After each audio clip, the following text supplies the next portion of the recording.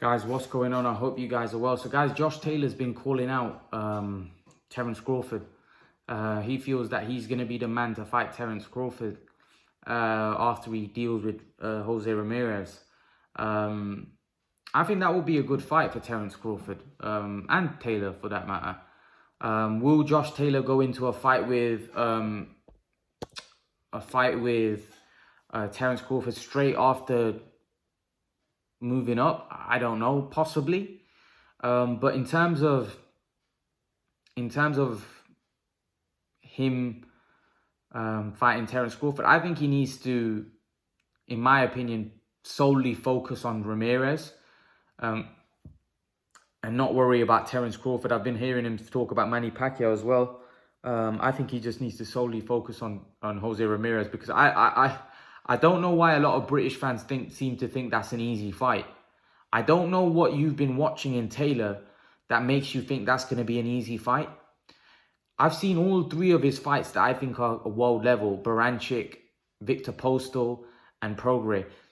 That Prograis fight could have gone either way. That Victor Postol fight was very, very close, right? He didn't dominate any of those fights. Baranchyk, yeah, he won a bit easier, but even Baranchyk in there gave him some tricky moments.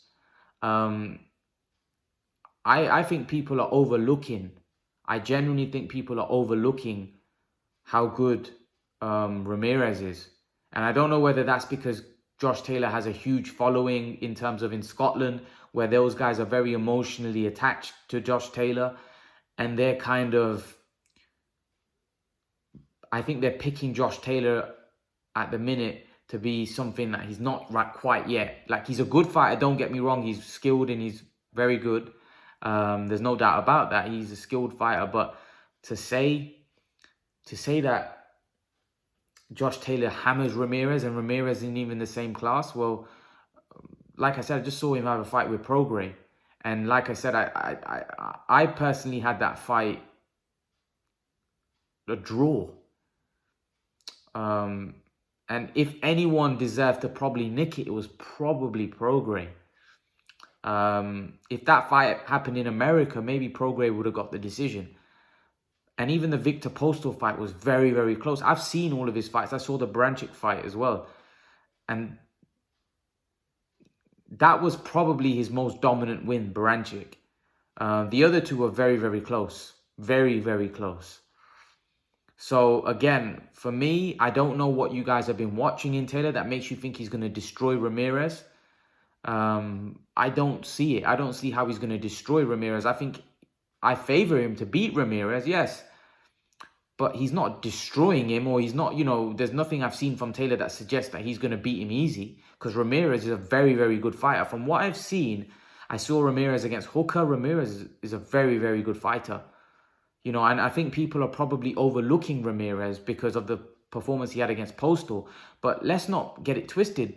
Postol's performance against Josh Taylor didn't look great in that fight. That was a fight where very, very close, and a lot of people felt that Postol deserved something there. So what I'm saying is, and Josh Taylor fought that in his hometown, like back in his country in Scotland. I'm pretty sure that fight was in Glasgow.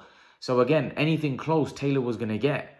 So what I'm trying to point out here is that I think that people are overlooking and maybe overhyping Josh Taylor a little bit, because he's a good fighter. There's no doubt about it. I like Josh Taylor. But I think people are overlooking Jose Ramirez. But to move on, if he is to beat, because I personally think Taylor beats Ramirez. And I'm a fan. So I can overlook things. But for him to be calling out Manny Pacquiao and Terence Crawford like he is, I think he should solely focus just on Jose Ramirez, which I'm pretty sure he is. I'm pretty sure he's focused and he's got his eye on the task. But in terms of him fighting Terence Crawford, I believe that's a great fight for both guys. Someone's asked me, how do I think Taylor matches up? I don't think anyone matches up well against Terence Crawford, in the sense that Terence Crawford is very, very versatile. He's a very complete fighter. He's a switch hitter. He can fight orthodox and southpaw. He's a complete fighter, and he's got a mean streak about him. He's a vicious fighter, a very, very gifted talent. And obviously, if they were to fight, I would pick Terence Crawford via stoppage as well. I think Terence Crawford is just a level above. Taylor's good, but I don't think he's as versatile as Terence Crawford. I think Terence Crawford's got more layers to him. I think he's got more about him. And I just think I just don't know whether Taylor would be good enough to beat someone like Crawford. But again, I think he could definitely mix it with him. I definitely think he could give him a test. But I do think that the difference in class in 140 pounds, I don't really think this 140 pound division is that great, if I'm totally honest with you. I think they've got some decent fighters, but I don't really rate, like, I don't think any of these guys do anything at 147. If I'm honest with you, I don't think any of these guys will struggle to win a world title at 147. I think the level from 140 to 147, there's a big jump up in class. And unfortunately, I'm not sure Josh Taylor or Ramirez or any of those guys at 140. I think these two are the only guys that could probably, have a run. But if I'm totally honest with you, what's in the 147 pound division with Spence and Crawford, no one's beating those guys. And then even Ugas is a very hard fight. And then you've got guys coming up like Virgil Ortiz and Jaron Ennis. And I honestly, I don't see any of these guys even becoming world champion. It's going to be very tough unless like Errol Spence moves up and some belts become vacant, and then it gives people an opportunity to fight for a world title, a vacant world title. I think it's going to be very difficult, because I think by the time Taylor moves up, I think guys like Jaron Ennis and Virgil Ortiz will be ready for world title shots. And Terence Crawford's not going anywhere anytime soon, because he's a welterweight world champion and he might start collecting the straps. So it's going to be very interesting to see what happens in the 147 pound landscape after this Ramirez and Taylor fight. But will Taylor, if he beats Ramirez, go straight into a Crawford matchup? That would be great. I'm not sure he would. I think he'd probably have a fight before fighting someone like Crawford. But again, I would be intrigued to see how Josh Taylor gets on. I don't think he would beat Terence Crawford, just because I think, like I said, Terence Crawford's too complete of a fighter. He's too versatile. He's a switch hitter. He's got too much about him, and he's recently been showing serious punching power at the weight as well. So yeah, I personally think that would be a very, very tough fight for Taylor. And that would be a step up in class to what he's been fighting. See, a lot of the guys, right, when they're fighting in a division, they're dominating, or they're doing well, they become an undisputed champion.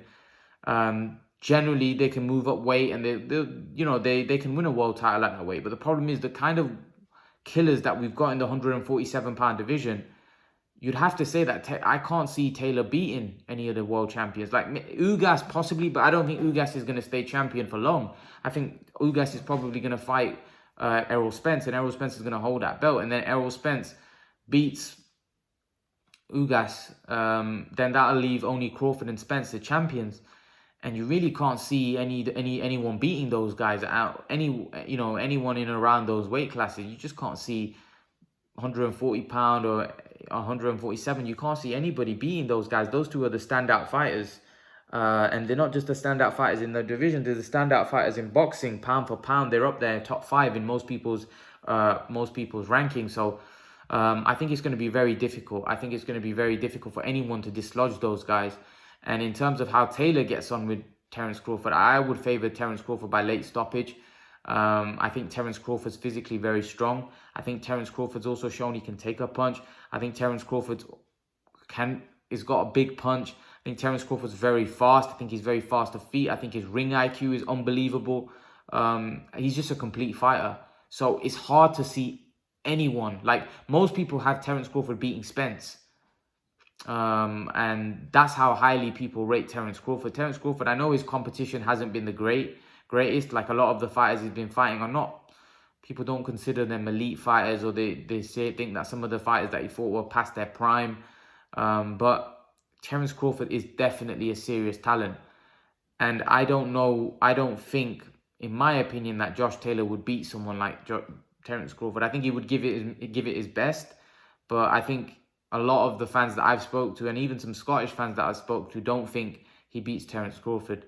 Because I think Terence Crawford, because of the fact that I think they rate him very highly. They rate Terence Crawford very highly because of what he did to Ricky Burns.